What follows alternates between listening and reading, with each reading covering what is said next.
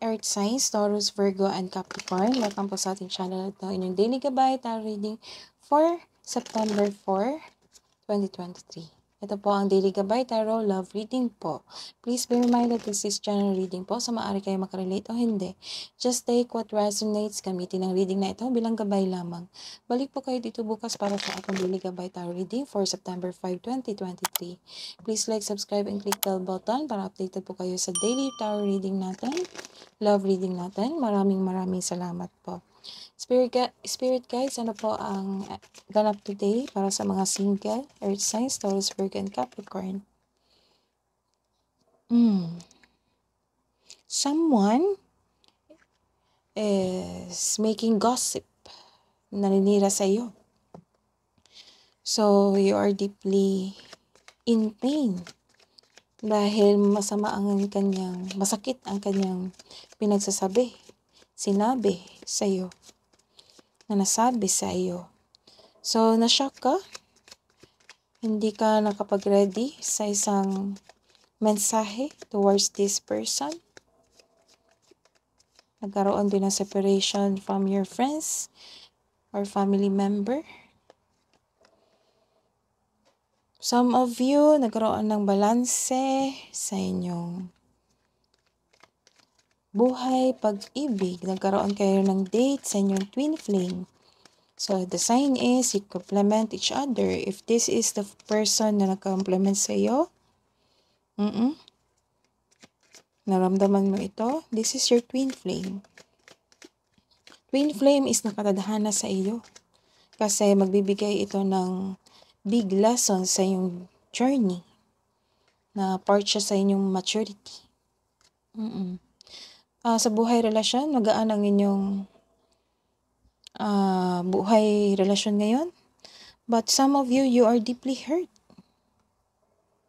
But I think this is the past. Nagkaroon kayo ng sadness, nagkaroon ng separation.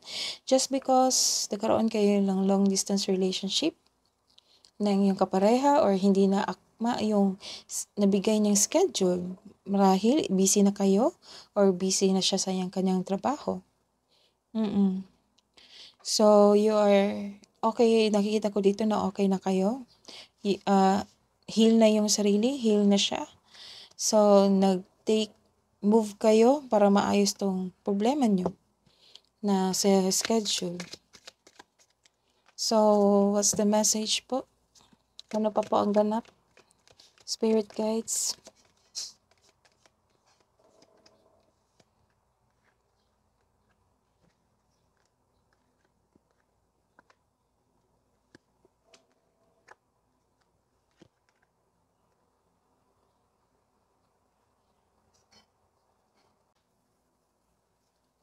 This is a reverse card. Nagkaroon ng letting go of grudges. So, nilet go mo tong taong ito.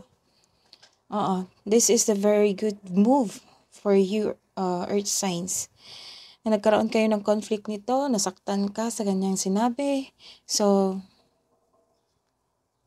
nakikita ko talaga, na-observe ko sa attitude and behavior ni Taurus, Virgo, and Capricorn.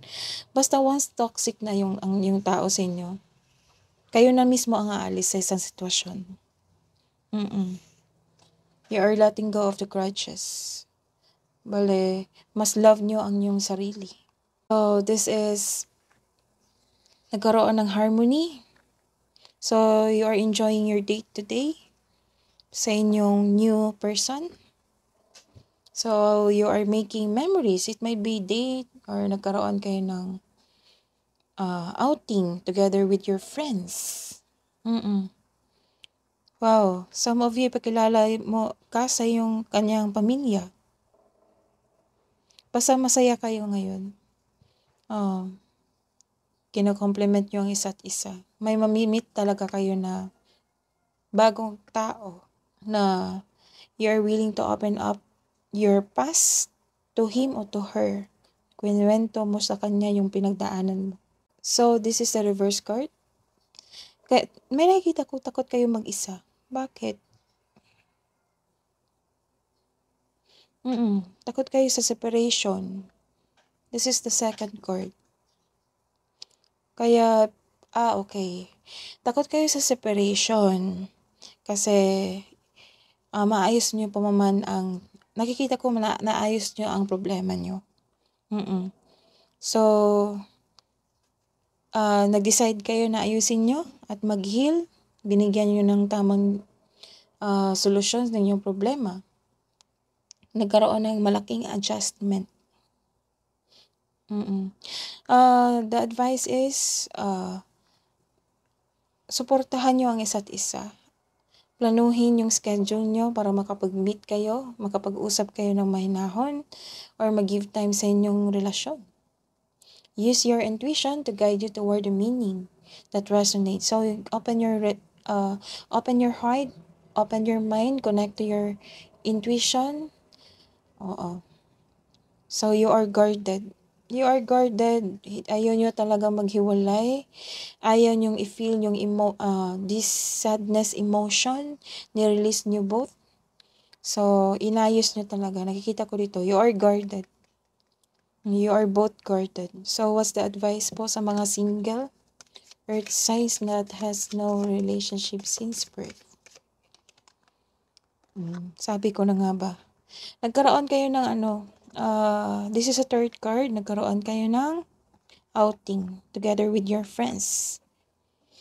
The universe tells you that you are perfectly beautiful.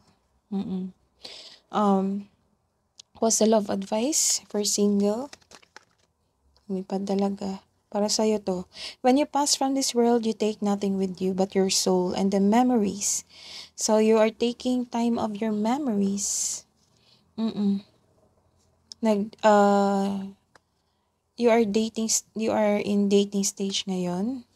So, nag-build kayo ng matibay na connection sa yung twin flame. So, maghahatid talaga to ng a big lesson sa yung journey. Malaking lesson. So, what's the advice po para sa mga couple natin, earth signs, lumipad? If you could do anything, what would it be? The answer dwells in your heart, not in your mind. For the heart is the gateway to the soul. So, ito na yung sagot na ayaw nyo talagang mag-separate. Natatakot kayong maghiwalay. So, ginawa nyo is nagkaroon kayo ng solid plan, solid solution para sa maging okay kayo ulit. So, you are guarded. That is your reading today, love reading today, Earth signs, Taurus, Virgo, and Capricorn ngayong September 4. Balik po kayo dito bukas sa love reading natin September 5. Please like, subscribe, and click bell buttons for notification para po updated kayo sa daily tarot reading natin. Maraming salamat po.